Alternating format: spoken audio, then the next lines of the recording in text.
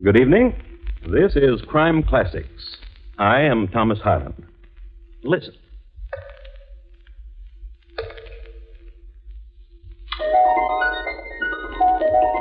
The man in nondescript uniform dropping stones into that well is a mercenary soldier, more recently a deserter.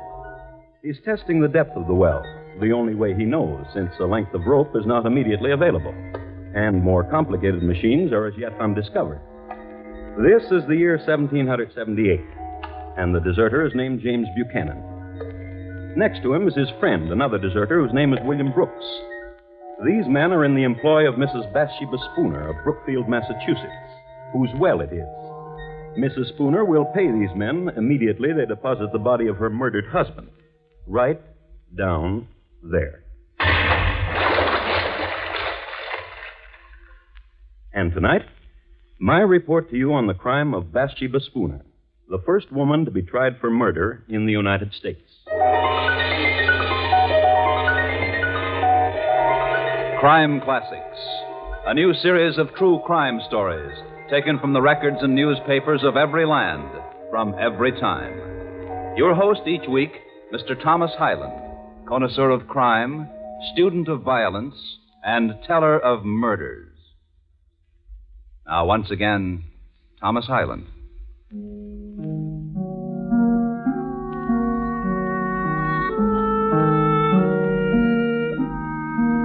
The place is Brookfield, Massachusetts, the year 1778. Scene, the home of Joshua and Bathsheba Spooner, a large and respectable dwelling, 2 stories in height, situated on the north side of the road from Brookfield to Worcester. In the front of it, and nearly opposite on the south side of the road, are stately elms and a well. And in the living room, there's this. What manner of woman are you, Bathsheba? There's no content in you and no happiness. And what happiness have you given me? A life that dies quickly, cooking and sewing, and from you, drunken sleep. And you've not answered me. You would like to see me dead, would you not? Listen to me, Joshua. When you returned this morning from Worcester, my heart sank in me. I'd hoped you wouldn't come back. That I would have an accident. That in some way I would be killed. Yes. That you would be free then. Yes. To walk the town, newly widowed with a wandering eye. Yes. And you listen, shrew. I am your husband, and I'm your lover, and that's the way things are. Old man! Old man!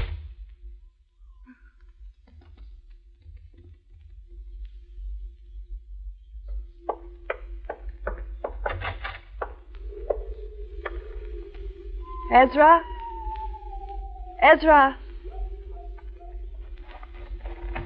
I've been waiting. Bathsheba. Wait. No more waiting, Bathsheba. The time I was away from you with your husband in Worcester. The thinking about you. And there'll be more waiting. Until it's done. Until you kill him. I tried, but I could not. He asked me a question, my husband did. What manner of woman are you, he asked. Now I wonder. What manner of woman am I to love such as you, a youth? A boy who pretends to manhood. You without the courage to... The poison you gave me, there was no opportunity, Bathsheba. And a boy who lies. Opportunity. When it becomes nighttime, my husband becomes a drunkard. You know that. To empty the poison in the cup when you were with him, a simple thing like that you couldn't do. I swear it to you, Bathsheba. He'll die. When? Go to him now. To the tavern where he is. Empty the poison. I threw the poison away. With no courage. Bathsheba. Speak my name and bedevil yourself with it. Just kiss me, Bathsheba. No kisses. No secret whisperings. None of that. No more. Until my husband is dead. Laugh then. You'll see I mean it. There's a wench, Bathsheba, at the other end of town. And she watches me when I walk by. Then go to her. All right. Wait. Don't leave me. You almost let me go. Boy, you... Bathsheba. Kill him. Kill my husband. Later.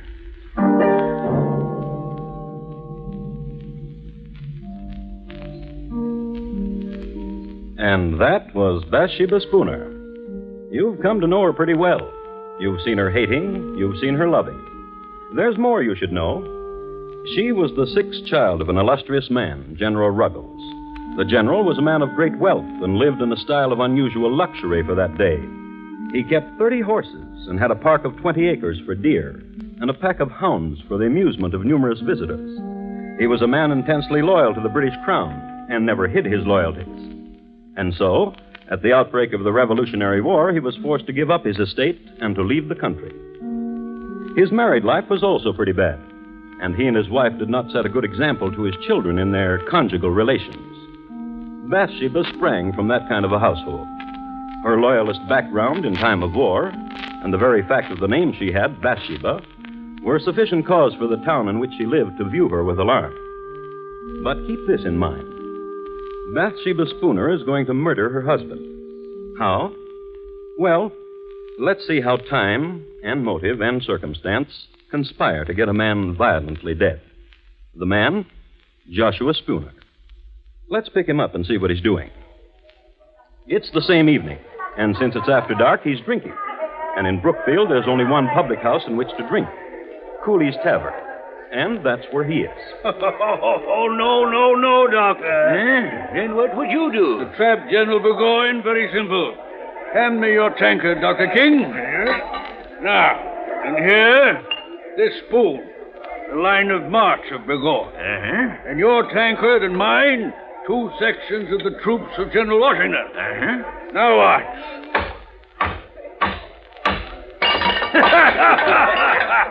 And that's how we take care of General Burgoyne. Yeah. Barkeep, more ale.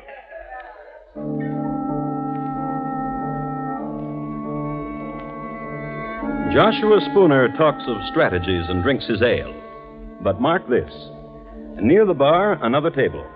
2 men in nondescript uniforms, deserters from the army of General Burgoyne. Their names, James Buchanan and William Brooks. They've made known the fact that they've deserted the enemy, so their drinks are on the house and the appreciative customers. They're having a fine time. Drink your ale, Will. Make me a toast and I'll drink with you. And a toast you shall get. Burgoyne is a scurvy... Louder, Will, louder, else we'll pay for our own ale. Aye. A toast. Aye, I'll give you a toast to that scurvy, plump-bellied Burgoyne. May he rot in the wilderness. That is, if he don't drown coming across the St. Lawrence. Gentlemen. And a merry evening to you. Joshua Spooner is my name, and it would do me proud if you would permit me Ale is what we're drinking, sir. Ale for the patriot! And patriots we are, indeed, to goodness. Oh, yes. We joined General Washington, sir, and his colonials. You should know that. And from here, we go to Worcester, where a column of Washington's hearties ale. To you, sir, and thanks to you. My pleasure.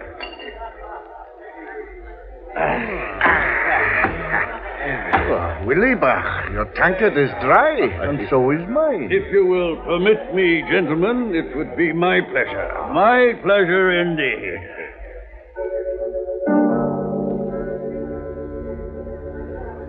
It would be Mr. Spooner's pleasure indeed to buy the lads more ale, as was the custom. True, it was 1778, but the etiquette was the same. Nothing too good for our boys. And the deserters in Cooley's bar were off to join our boys. As a matter of fact, it was Mr. Spooner's pleasure to direct James Buchanan and William Brooks to Worcester to become soldiers in Washington's army. It just happened that one of the landmarks that Mr. Spooner gave the lads went something like this. Now, mark you. A pile of elms and a well. And across the road from it, my house. When you pass there, you will be leaving Brookfield, and you will know you're on your way. We'll have another ale before you leave. You're a gentleman if I ever met one. Oh, a true one, James, my lad. A real gent.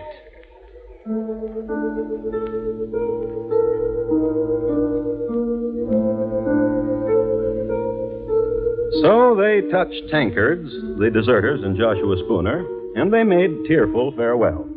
And the deserters left and walked the road toward where the elms were, and a house. and a well.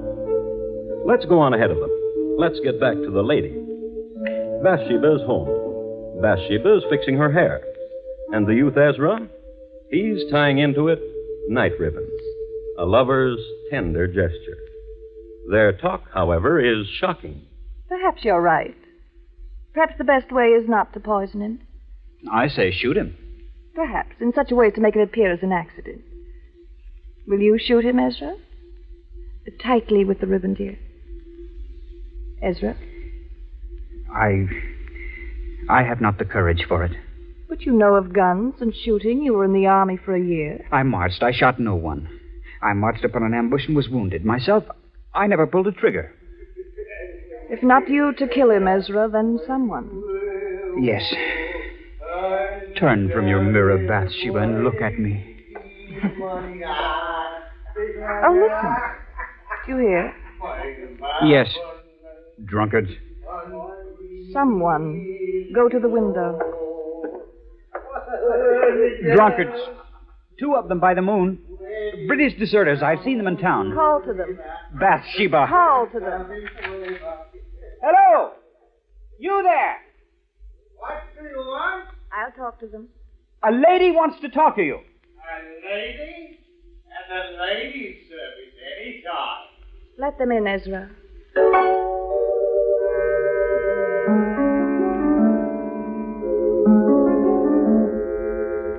The Bathsheba Spooner who greeted the deserters must have been quite a sight. Tall, long hair, and blue ribbons. There must have been a fire in the fireplace, and in all probability she was standing in front of it. Her manner was gracious, and she was smiling. Ezra served the liquor. All in all, it was the nicest thing that could possibly have happened to 2 fellows who had deserted General Burgoyne. And now, gentlemen, a question. We bow. Bow, James, my lad. Say on, my lady. How would you gentlemen like 500 pounds to see you on your long journey? Merchano, 'twould warm the cockles, wouldn't it, Will? 'Twould. Does that answer you, my lady? And what would you do for it? There is nothing that Will and I have not done, and for less handsome payment from less handsome women. Far less. Kill my husband. This lad, the one you call Ezra. Come here, lad. The next skinny ones don't take long for twisting. Not him. Not Ezra. Not him, Jack. Then who? My husband will return from his drinking. Will you wait for him? Kill him? When he returns, meet him outside at the door and greet him. Will you? Not only for the money, dear lady, but for the pleasure of your presence to 2 tired soldiers. Right, James? It's the truth.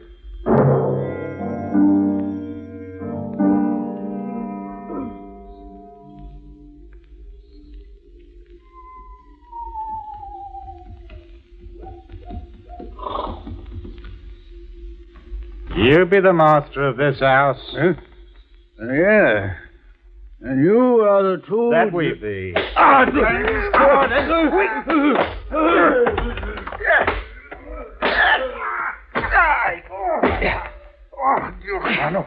This one was a struggler, eh, Will? Get the woman. And the one she calls Ezra. Aye.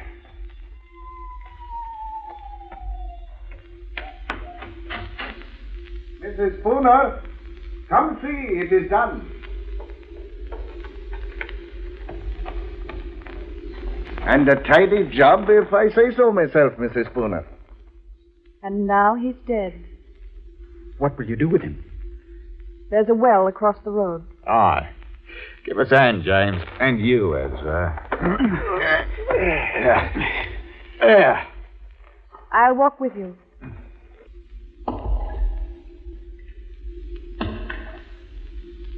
Ah.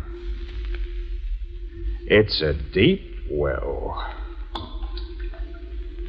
Poor little man.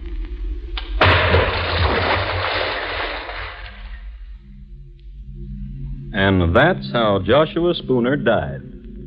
And that's how Bathsheba Spooner killed him.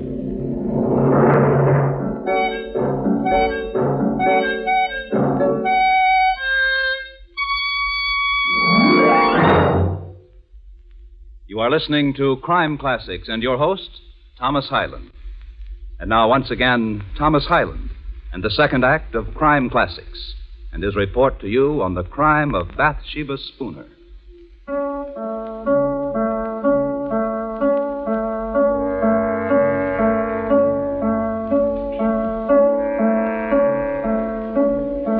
Listen to this.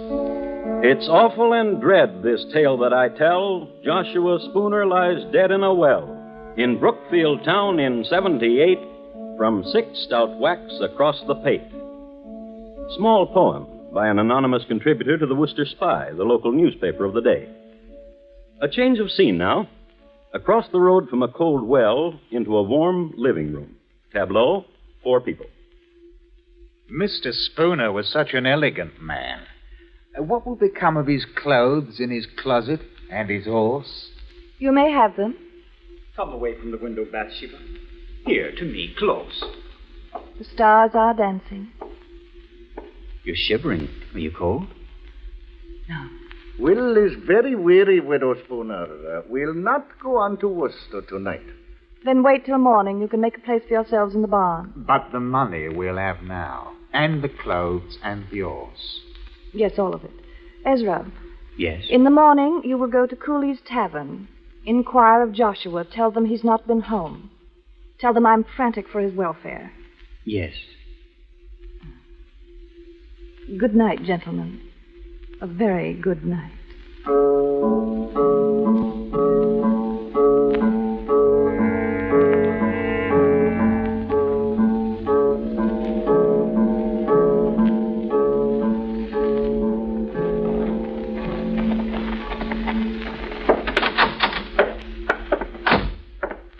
Mr. Cooley. Aye?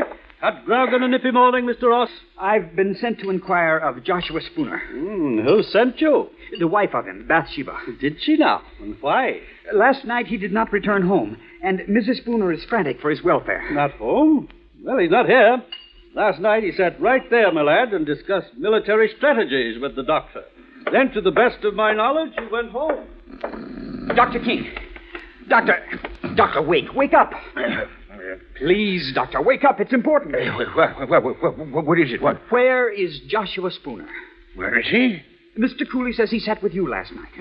As he did, and left me. He's not home. What? Mrs. Spooner sent me to fetch him. She's troubled that he's not returned. But where else could he have gone if not to his wife? We must find him, Doctor. Yes, by all means.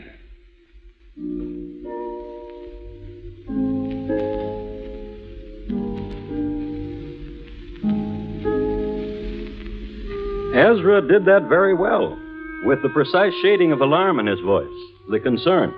A man on an errand for a troubled lady. Everybody was impressed. Mr. Cooley closed his bar. Dr. King appealed to the neighborliness of the other customers, and everybody went looking for Joshua Spooner. Immediately, they called on Mrs. Spooner, whom they found in the greatest apparent distress. Upon an examination of the premises, in the neighborhood of the doorstep, they observed the tracks of several persons on the snow. And on further search, they found Mr. Spooner. You know where. In the well. So far, only horror and suspicions. But now, let's pick up Willie and James. They haven't left Brookfield. Stupid of them, isn't it? But then you've got to examine it from their point of view. Why become soldiers in Washington's army, especially in the winter, and suffer the privations of the military, when they could be warm and rich as a civilian? So, imagine it. 2 tatterdemalion deserters, suddenly elegant, in Mr. Spooner's clothes, which were somewhat tight-fitting. But elegance and tight-fitting are somehow akin. Now, there lived in Brookfield a certain wench whose name is lost in history. This much is known about her. She had an eye for tight elegance. This much is known about her, too, that she went riding with Willie and James on their newly acquired horse. I'll help you down. Now, James. Now. Give us a bus, dearie. That's a dearie. Will, Aye. how is it we are riding Mr. Spooner's horse? Why, dearie, we don't know a Mr. Spooner. Aren't these Mr. Spooner's silver buckles? No. Aren't you wearing his clothes? These are our clothes, dearie. Come, let's ride some more. It brings the pink to your pretty cheeks.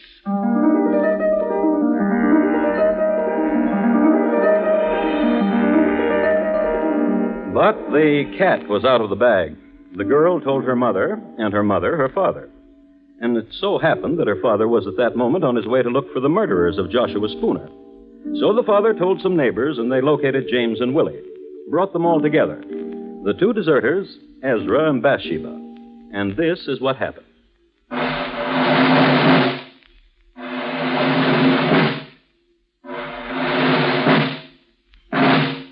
The jurors for the government and people of Massachusetts Bay in New England, upon their oath, present that William Brooks and James Buchanan and Ezra Ross in the county of Essex, not having God before their eyes, an assault did make upon Joshua Spooner, feloniously, willfully, and of their malice aforethought, on the 1st day of March last past, with force and arms also by striking, beating, and kicking aforesaid Joshua Spooner, so as to inflict several mortal bruises, of which Joshua Spooner died.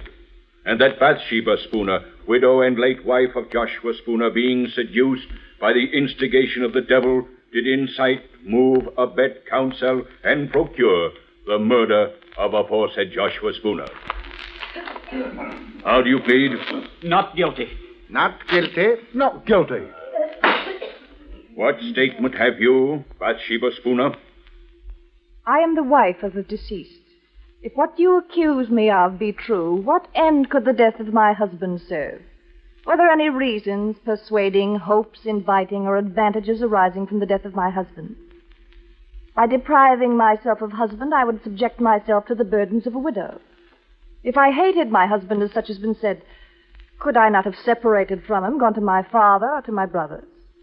What foolishness is this to say I've loved Ezra Ross, when one of my station might have any gallant I please? Gentlemen, if I be guilty, I was not of sound mind.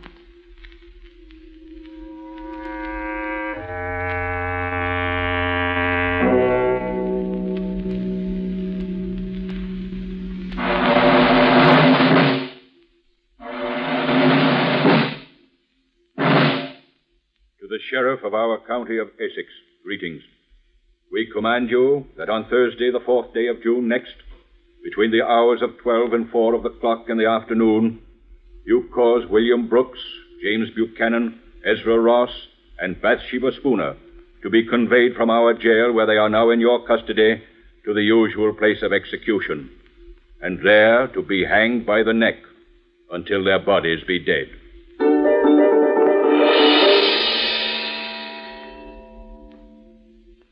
The motive, the crime, and the sentence. Justice was simple. And quickly, too quickly for the four prisoners, the 4th day of June. This is a copy of the Worcester Spy dated that day that I have here. I'd like to read from it. It was about 2:30 of the clock in the afternoon when the four criminals were brought out of prison and conducted to the place of execution under a guard of 100 men. The 3 men went on foot. Mrs. Spooner was carried in a chaise, being then, as she had been for several days, exceedingly feeble. The procession was regular and solemn. Just before they reached the place of execution, one of the most terrific thunderstorms that had occurred within the memory of the oldest inhabitant darkened the heavens. There followed an awful time. The loud shouts of the officers amidst the crowd of 5,000 people, the horses pressing upon those in front, the shrieks of the women in the tumult and confusion, the malefactors slowly advancing to the fatal tree, preceded by the dismal coffins, the fierce coruscations of the lightning athwart the darkened horizon, quickly followed by loud peals of thunder, conspired together and produced a dreadful scene of horror. It seemed as if the author of nature had added such terrors to the punishment of the criminals as might soften the stoutest heart of the most obdurate and abandoned. At length, the place of execution having been reached, Ross, Buchanan, and Brooks ascended the ladder to the stage. Our Father, which art in heaven, hallowed be thy name. Ross made an audible prayer. The other two were engaged in silent devotions until they faced the noose.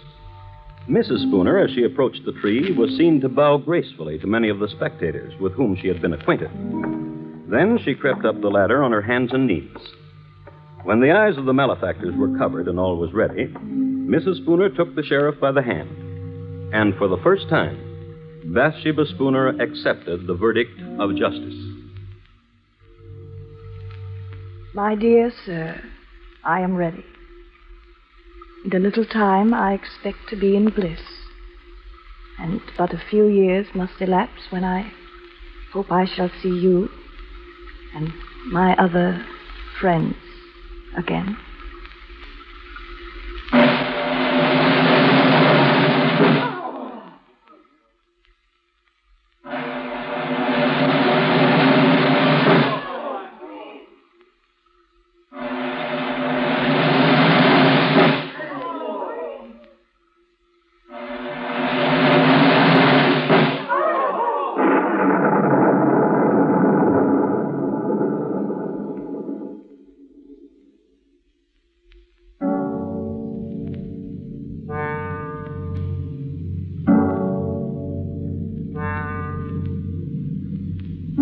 And that's the way the newspaper recorded it.